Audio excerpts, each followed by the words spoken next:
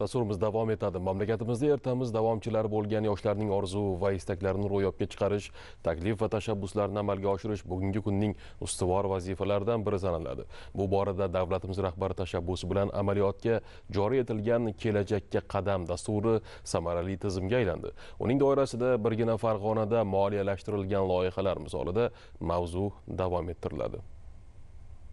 Yoshlik orzularga to'la palla, qalbdagi ishtiyoq esa cheksiz. Albatta, bitro ostonasida turgan oliy ta'lim muassasalarining har bir talabasini o'ylantiradigan savol bor. Ertaga qaysi yo'lni tanlayman? Mehnat bozorida o'z o'rnimni topa olamanmi? Yoki orzuyimdagi biznesni boshlash imkoni mavjudmi? Bugun ularga ishonchli, aniq va umidbaxsh javob bor. Chunki yoshlar salohiyatiga ishongan davlatimiz rahbari ularga yo'l ochib berayotgan tizim, imkoniyat va qo'llab-quvvatlovchi muhit yaratdi. Endi tanlash qo'rquv emas, faxr. Endi kelajak shubha emas, aniq manzil. Birgina oliy ta'lim tashkilotlari bitiruvchilarining ishga joylashishiga ko'maklashish bo'yicha qo'shimcha chora-tadbirlar to'g'risidagi prezident qarori orqali ko'plab yosh avlod vakillari bugun tadbirkorga aylanib, tengdoshlarini ish bilan ta'minlamoqda. Gap shundaki, qarorga ko'ra oliy ta'lim, fan va innovatsiyalar vazirligi va O'zmilliybank aksiyadorlik jamiyatining oliy ta'lim tashkilotlari bitiruvchilarining ishga joylashtirilishiga ko'maklashishni nazarda tutuvchi Kelajakka qadam dasturi amalga oshirildi.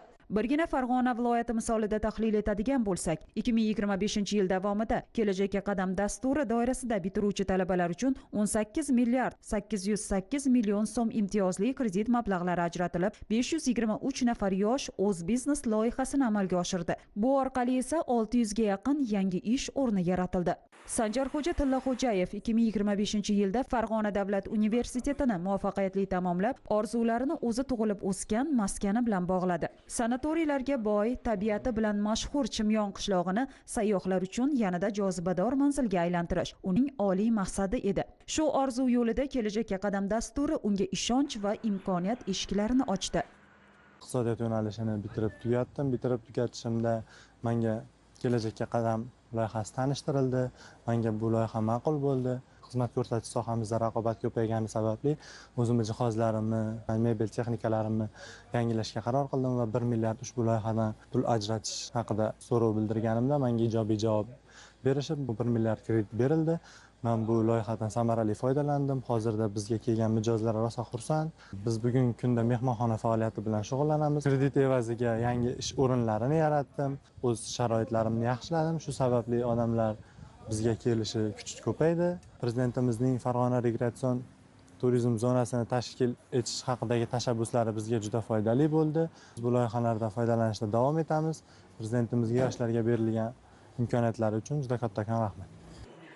Kelajakka qadam bu shunchaki loyiha emas, bu yoshlarning orzularini haqiqatga aylantirish dasturi. Endi o'qish tugadi, nima qilishim kerak degan savol yo'q. Endi har bir yoshning aniq yo'nalishi, rejasi va imkoniyati bor.